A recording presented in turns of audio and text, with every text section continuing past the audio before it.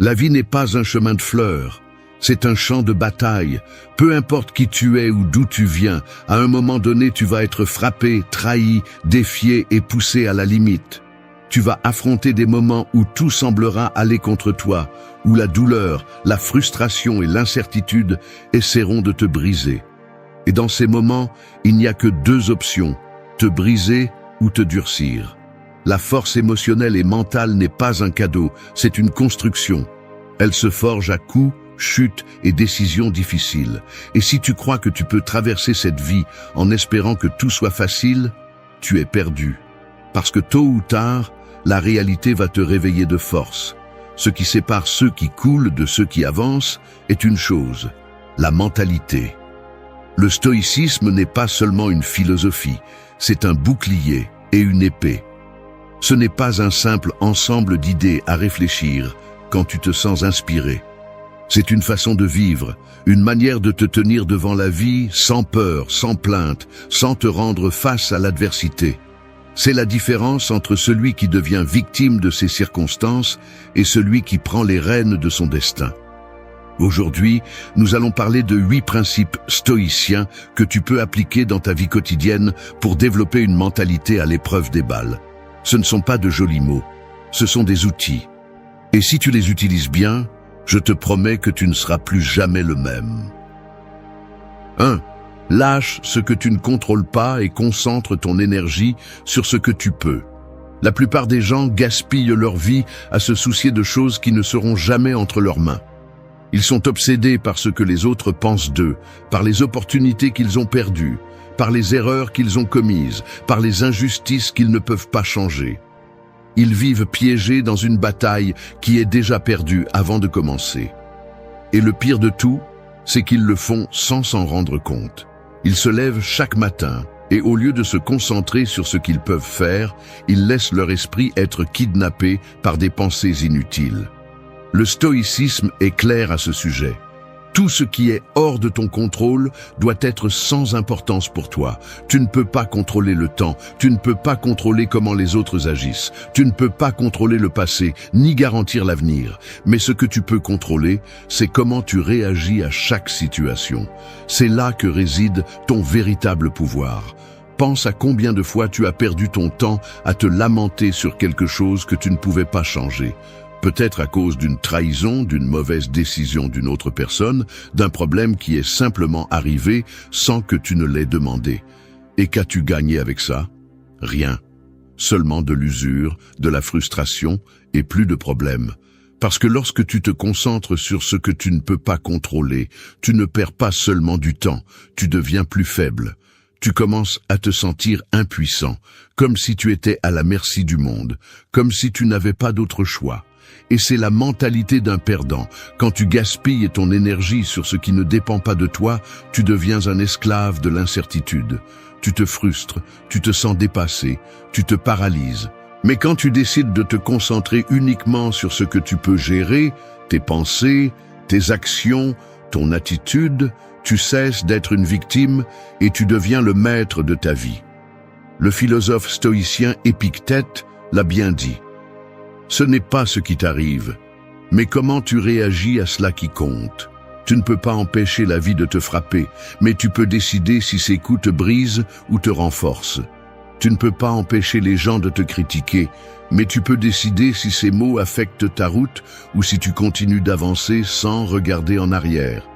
Tu ne peux pas empêcher le passé d'être ce qu'il est, mais tu peux empêcher qu'il détermine ton présent et ton futur.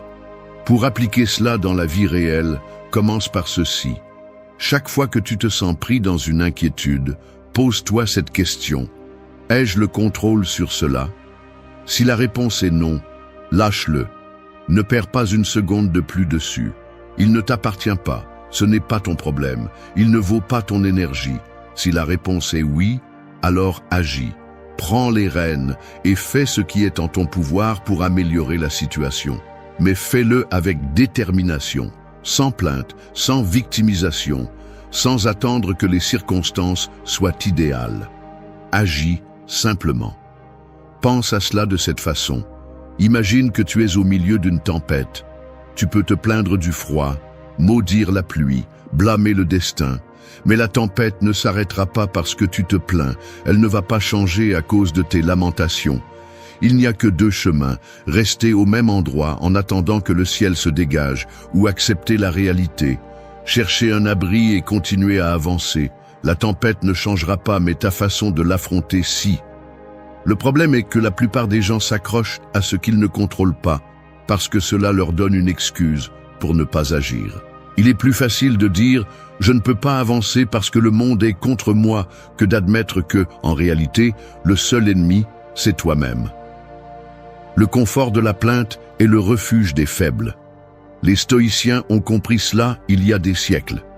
Ils ont compris que la seule façon de vivre en paix et en force est d'accepter la réalité telle qu'elle est, pas comme nous voudrions qu'elle soit.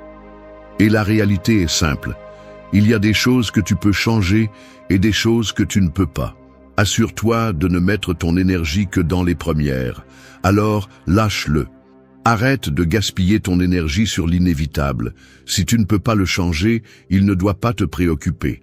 Concentre-toi sur ce qui est en ton pouvoir et fais-le avec tout le caractère du monde. 2. Transforme chaque coup de la vie en ta plus grande force.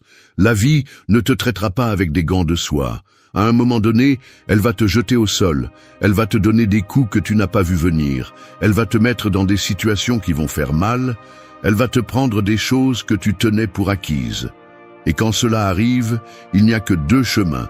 Soit tu t'effondres, soit tu te reconstruis plus fort. Les faibles voient tes coups comme une excuse pour abandonner.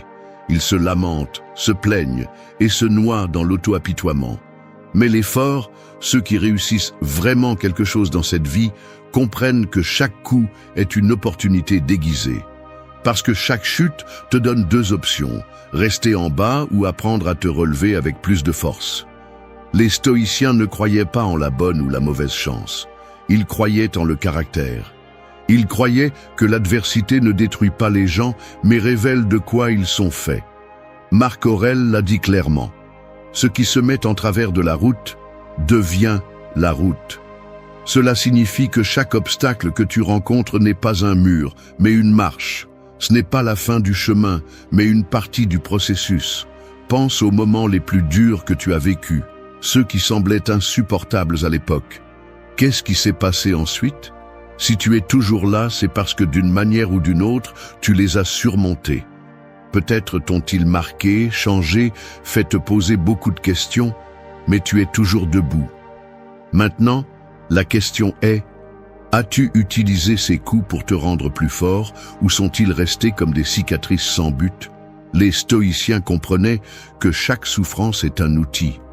Si tu l'utilises bien, tu peux transformer la douleur en croissance, l'échec en expérience, la trahison en sagesse.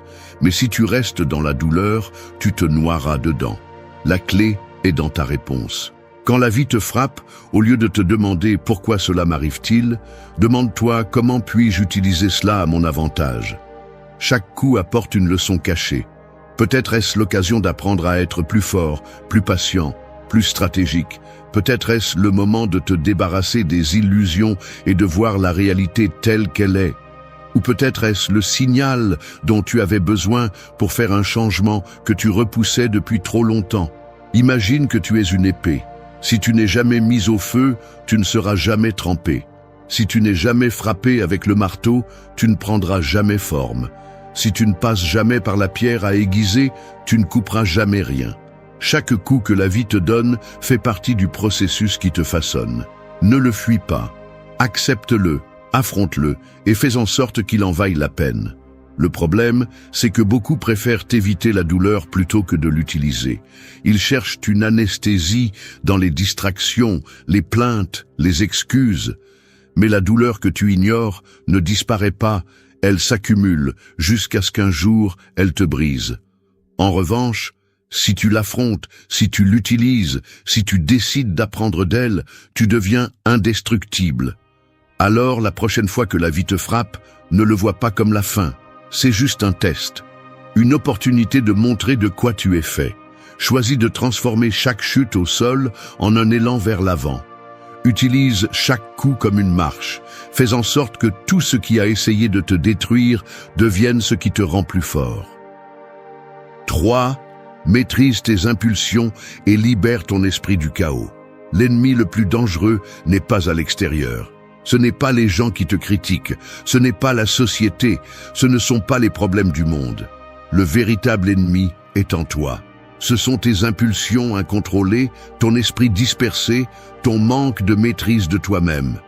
Si tu ne contrôles pas ton esprit, quelqu'un d'autre le fera. Si tu ne maîtrises pas tes émotions, elles seront utilisées pour te manipuler. Si tu n'apprends pas à contrôler tes réactions, elles te traîneront à travers la vie comme une feuille au vent. Et le pire, c'est que tu ne t'en rendras même pas compte. Tu te croiras libre, alors qu'en réalité, tu es esclave de ce que tu ressens sur le moment. Les stoïciens le savaient bien. C'est pourquoi ils pratiquaient l'autodiscipline avec tant de rigueur. Ils comprenaient que la véritable liberté n'est pas de faire ce que tu veux quand tu le veux.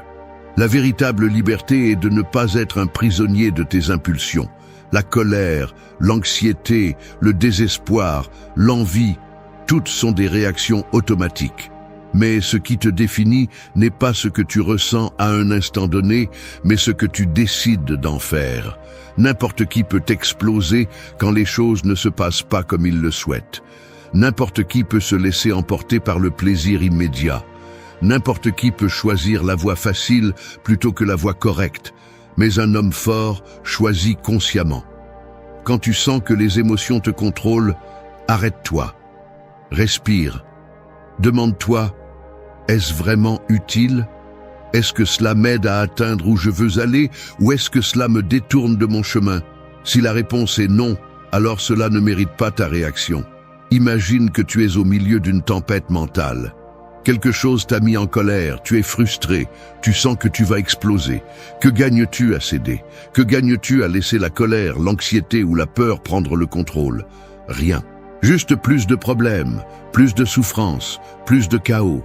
En revanche, si tu t'arrêtes un instant, si tu prends le contrôle et décides de ne pas agir impulsivement, tu gagnes quelque chose d'inestimable, le pouvoir sur toi-même. Il n'y a pas de satisfaction plus grande que de savoir que personne, pas même tes propres démons intérieurs, ne peut te gouverner. Épictète l'a résumé par une phrase brutale. Personne n'est libre s'il n'est pas maître de lui-même. Si ta vie est régie par des réactions impulsives, tu n'es pas libre. Tu es une marionnette.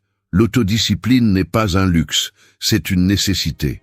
Cela ne signifie pas réprimer ce que tu ressens, mais apprendre à le gouverner.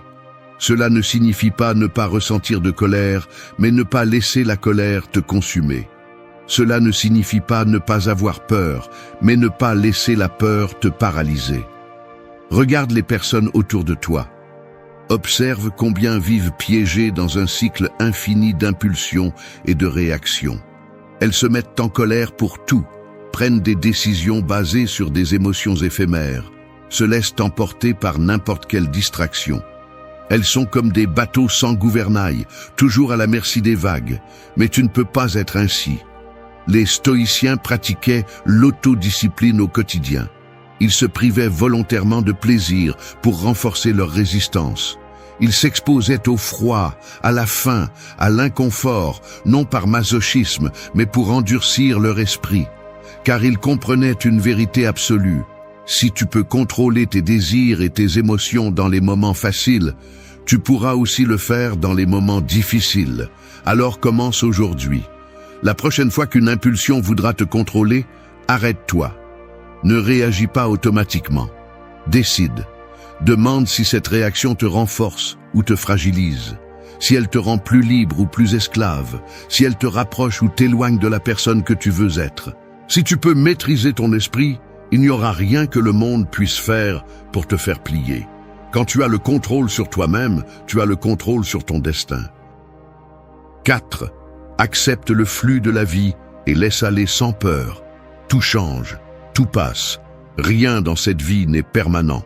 Et même en sachant cela, beaucoup continuent de résister à la réalité. Ils s'accrochent désespérément à ce qui aurait déjà dû être laissé derrière. Ils s'accrochent à des personnes qui ont cessé de contribuer à leur vie depuis longtemps. Ils s'accrochent à des opportunités perdues, à des erreurs du passé, à des attentes irréalistes de comment les choses auraient dû être. Et dans cet attachement, ils se condamnent eux-mêmes à la souffrance. La peur de lâcher prise est un poison. Elle se déguise en amour, en engagement, en espoir, mais au fond, c'est juste la peur de l'incertitude. Peur de l'idée de ne pas savoir ce qui vient ensuite. Peur d'accepter que certaines choses n'étaient tout simplement pas destinées à rester. Et plus tu résistes, plus tu souffres. La réalité est brutale. Peu importe combien tu essaies de retenir quelque chose, si c'est destiné à partir, ça partira. Tu peux t'épuiser à lutter contre l'inévitable, ou tu peux apprendre à couler avec la vie. Tu peux rester coincé dans la nostalgie, te demandant « qu'est-ce qui se serait passé si ?» ou tu peux lever la tête et regarder vers l'avant. La différence entre une vie de paix et une vie de tourment réside dans ta capacité à accepter la réalité sans résistance. Ceux qui ont compris cela marchent dans la vie avec légèreté, non pas parce qu'ils ne se soucient de rien, mais parce qu'ils ont appris à accepter l'inévitable. Ils ne luttent pas contre le courant, ils l'utilisent à leur avantage. Quand quelque chose se termine, ils le laissent aller sans regarder en arrière. Quand quelque chose change, ils s'adaptent sans se plaindre. Et au lieu de pleurer pour ce qui a été, ils mettent leur énergie dans ce qui suit. Le problème avec l'attachement, c'est qu'il te rend faible. Si tu dépends trop de quelque chose ou de quelqu'un, tu deviens vulnérable.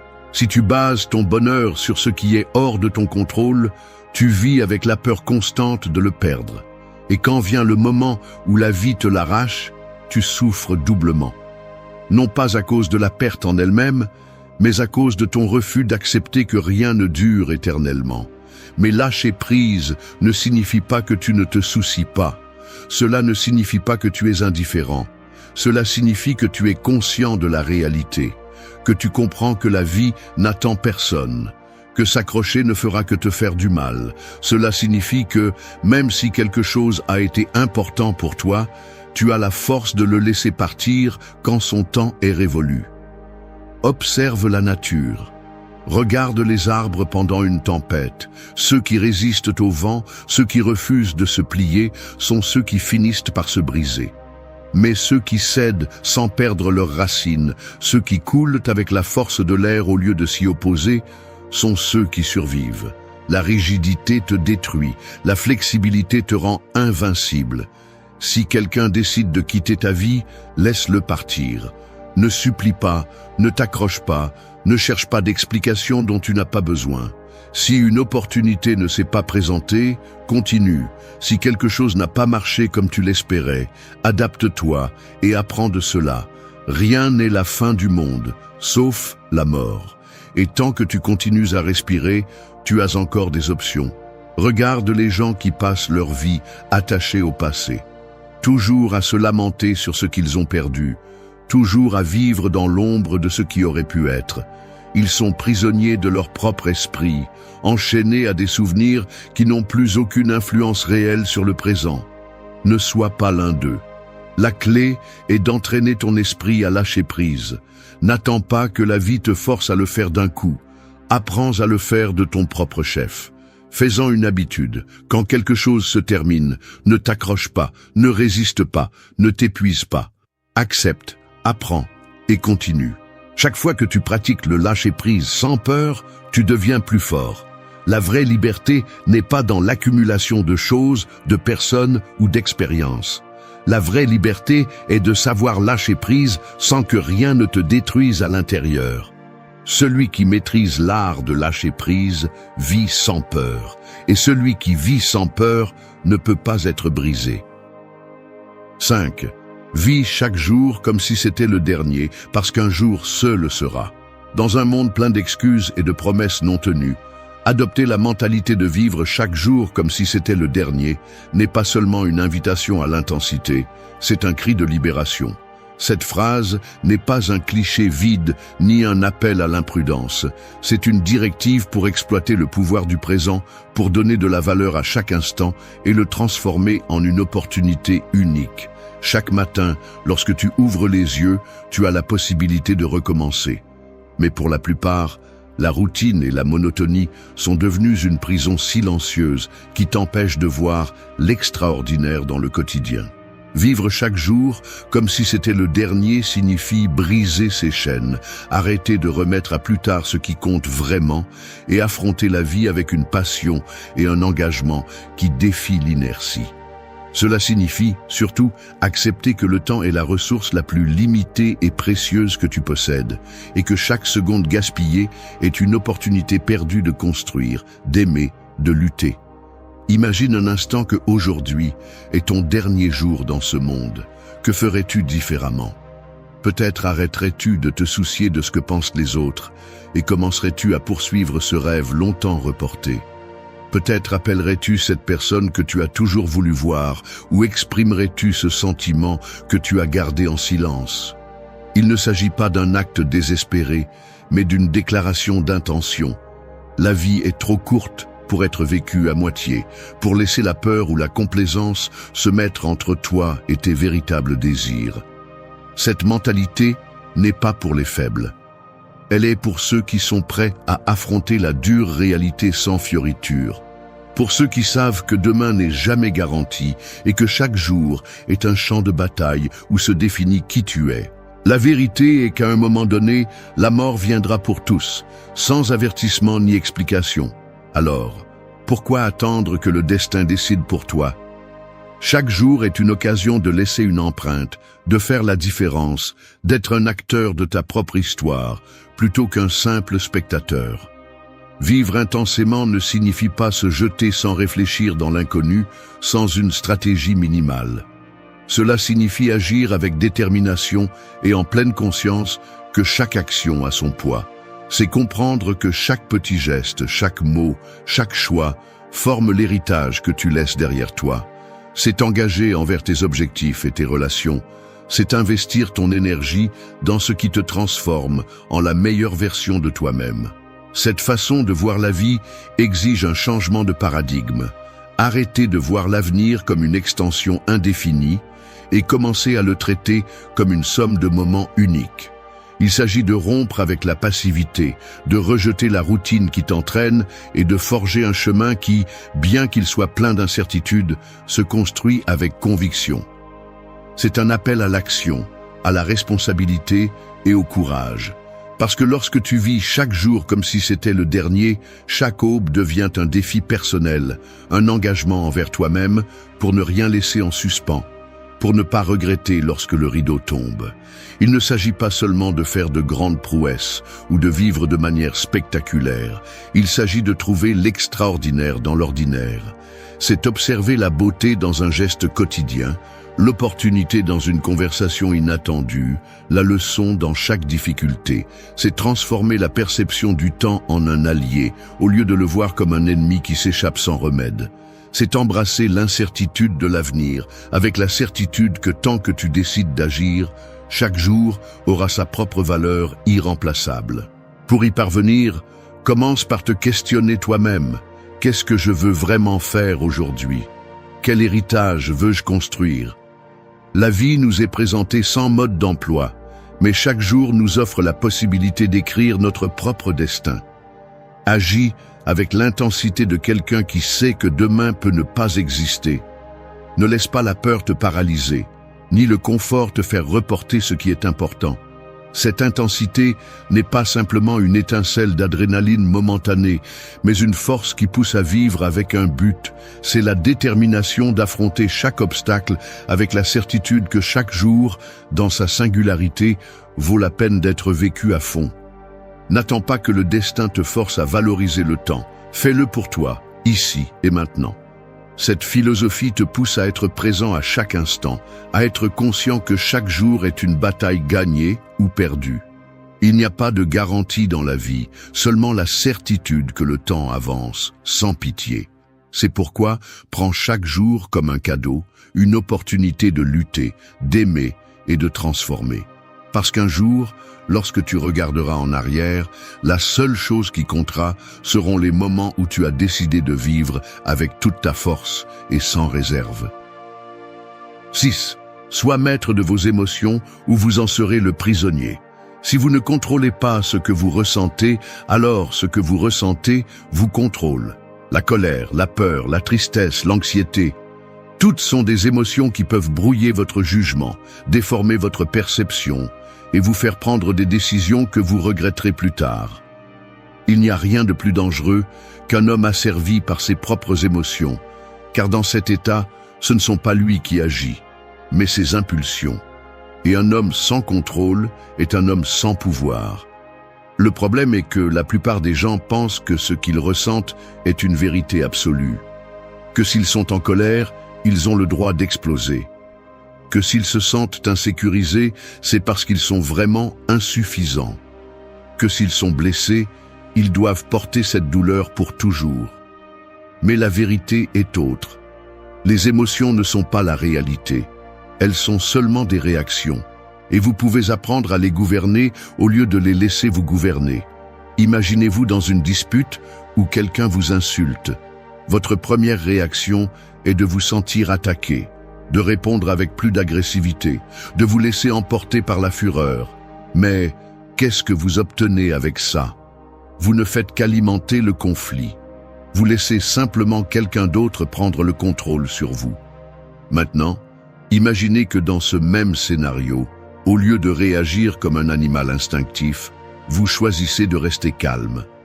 Non pas parce que vous êtes faible, mais parce que vous comprenez que la véritable force ne réside pas dans le fait de répondre à chaque provocation, mais dans le fait de ne laisser personne décider pour vous. C'est ça, le pouvoir. Être maître de vos émotions ne signifie pas que vous ne les ressentez pas. Cela signifie que vous ne laissez pas ces émotions dicter vos actions. Cela signifie que vous pouvez ressentir la colère sans devenir un esclave de la violence, que vous pouvez ressentir la peur sans la laisser vous paralyser, que vous pouvez ressentir la tristesse sans vous noyer dans l'auto-apitoiement. Cela signifie que vous décidez quoi faire avec ce que vous ressentez au lieu de laisser ce que vous ressentez décider pour vous. Ceux qui ne maîtrisent pas leurs émotions vivent dans un état constant de chaos. Ils sont volatiles, imprévisibles, faciles à manipuler. Ce sont le genre de personnes qui s'enflamment à la moindre étincelle, qui se noient dans leur propre anxiété, qui se laissent submerger par la tristesse sans chercher une issue. Ils ne contrôlent rien parce qu'ils n'ont jamais appris à se contrôler eux-mêmes. Mais si vous réussissez à entraîner votre esprit, si vous apprenez à observer vos émotions sans être emporté par elles, alors vous avez un avantage que très peu de gens possèdent. Parce que pendant que les autres réagissent sans réfléchir, vous choisissez d'agir intelligemment. Pendant que les autres se laissent emporter par leurs impulsions, vous opérez avec clarté et stratégie. Pour y arriver, vous avez besoin de pratique. Commencez par observer vos émotions au lieu d'être dominé par elles. Lorsque vous sentez que la colère monte, ne parlez pas, n'agissez pas immédiatement. Respirez, réfléchissez. Demandez-vous, est-ce que ce que je ressens m'aide vraiment ou est-ce que cela m'affaiblit? Si la réponse est que cela vous affaiblit, alors ne la nourrissez pas. Laissez-la passer. Apprenez à voir chaque émotion comme un visiteur. Vous n'êtes pas vos émotions, vous êtes simplement l'endroit où elles passent. Si l'anxiété arrive, observez-la, mais ne la faites pas devenir votre identité. Si vous ressentez de la colère, reconnaissez-la, mais ne laissez pas cette émotion dicter votre comportement. Vous êtes le maître de la maison, pas les invités. La plupart des gens n'atteignent jamais ce niveau de maîtrise de soi. La plupart des gens vivent en pilote automatique, réagissant à chaque stimulus sans prendre le temps de réfléchir. C'est pourquoi, lorsqu'une personne a vraiment le contrôle d'elle-même, elle devient imbattable. Parce qu'un homme qui n'est pas esclave de ses émotions ne peut être manipulé, ne peut être brisé, ne peut être détruit. Ce niveau de contrôle ne s'obtient pas en un jour. C'est un entraînement constant. Mais chaque fois que vous choisissez le calme plutôt que la colère, la raison plutôt que la peur, l'action plutôt que la paralysie, vous devenez plus fort. Et lorsque les moments difficiles arriveront, parce qu'ils arriveront, vous serez celui qui les affrontera avec un esprit froid et stratégique pendant que les autres se noieront dans le chaos. Alors commencez maintenant. Chaque fois qu'une émotion essaiera de vous contrôler, souvenez-vous, soit vous la dominez, soit elle vous dominera. La différence entre être un prisonnier de votre esprit ou en être le maître réside dans votre capacité à décider. Et seuls ceux qui choisissent le contrôle ont la véritable liberté. 7. Entoure-toi d'esprits forts, où tu finiras par être pris dans la médiocrité. Regarde autour de toi. Les personnes avec qui tu passes ton temps ne sont pas seulement de la compagnie. Elles sont le reflet de qui tu es et de qui tu deviens. Si tu t'entoures de personnes faibles, tu deviendras faible. Si tu t'entoures de râleurs, tôt ou tard, tu trouveras des raisons de te plaindre aussi. Si tu t'entoures de gens sans ambition, tu perdras la tienne sans t'en rendre compte. L'environnement façonne l'esprit. Le problème est que beaucoup préfèrent le confort de ce qui est familier plutôt que le défi de la croissance. Ils restent coincés dans des cercles où personne ne les défie, où personne ne leur demande d'être meilleurs, où tout est basé sur la médiocrité déguisée en amitié. Mais la vérité est celle-ci. Si les personnes que tu as près de toi ne te poussent pas vers l'avant, elles te tirent vers l'arrière. Un esprit fort ne peut pas s'épanouir dans un environnement faible. Si tu veux être meilleur, plus sage, plus discipliné, tu as besoin de t'entourer de personnes qui pensent comme toi ou mieux que toi. Des personnes qui n'acceptent pas les excuses, qui ne tolèrent pas la médiocrité, qui te défient de te surpasser. Des gens avec une vision, du caractère, une mentalité de croissance. Parce que lorsque tu es entouré de grands esprits, tu apprends, tu évolues, tu deviens plus fort. Cela ne signifie pas que tu dois mépriser ceux qui n'ont pas les mêmes ambitions que toi. Mais cela signifie que tu dois être sélectif avec qui tu permets d'influencer ta mentalité. Tu ne peux pas passer du temps avec des gens négatifs et espérer avoir une vision positive de la vie. Tu ne peux pas t'entourer de personnes sans discipline et espérer que la tienne reste intacte. Tu ne peux pas partager ton énergie avec ceux qui se contentent de traîner leur existence sans direction et espérer trouver la tienne. Si tu te rends compte que les personnes de ton cercle ne te poussent pas vers l'avant, fais un changement. Tu n'as pas besoin de te faire des ennemis, tu as juste besoin de prioriser ta croissance. Cherche des personnes qui t'inspirent, qui te demandent, qui te font te remettre en question et t'améliorer. Si tu ne les as pas près de toi, trouve-les dans des livres, dans du contenu de valeur, dans des communautés où le développement personnel est la norme et non l'exception. La médiocrité est contagieuse, mais la grandeur l'est aussi. La question est, de laquelle veux-tu t'entourer? Parce qu'à la fin, peu importe ta force, si tu passes assez de temps dans un environnement toxique, tu en deviendras une partie. Choisis avec intelligence. La différence entre avancer ou stagner dépend en grande partie de qui tu décides de marcher. 8. Vise avec intention, pas par inertie. Tu te réveilles, tu manges, tu travailles, tu distrais ton esprit avec n'importe quoi et tu retournes dormir. Des jours qui se répètent encore et encore sans un but clair. C'est ainsi que la plupart des gens vivent leur vie, se déplaçant sans direction, pris au piège, dans une routine qu'ils n'ont pas choisie, réagissant à ce qui leur arrive au lieu de prendre le contrôle. Ce n'est pas vivre, c'est exister. Si tu ne décides pas où tu vas, le monde décidera pour toi. Si tu ne définis pas tes propres règles, quelqu'un d'autre te les imposera. Si tu ne vis pas avec intention, tu seras emporté par l'inertie. Et l'inertie mène presque toujours à la médiocrité, au regret et à une vie sans sens. Vivre avec intention signifie que chaque action, chaque décision et chaque minute ont un véritable but. Il ne s'agit pas de remplir chaque seconde avec une activité frénétique, mais de t'assurer que ce que tu fais a un sens pour toi. Il s'agit de te questionner constamment. Est-ce que cela me rapproche ou m'éloigne de la personne que je veux être? Quand tu vis avec intention, tu arrêtes de faire des choses juste parce que les autres le font. Tu arrêtes de dire oui à ce que tu ne veux pas. Tu arrêtes de gaspiller de l'énergie sur des distractions vides. Tu arrêtes de te déplacer sans but. Tu commences à agir avec clarté, avec concentration, avec détermination.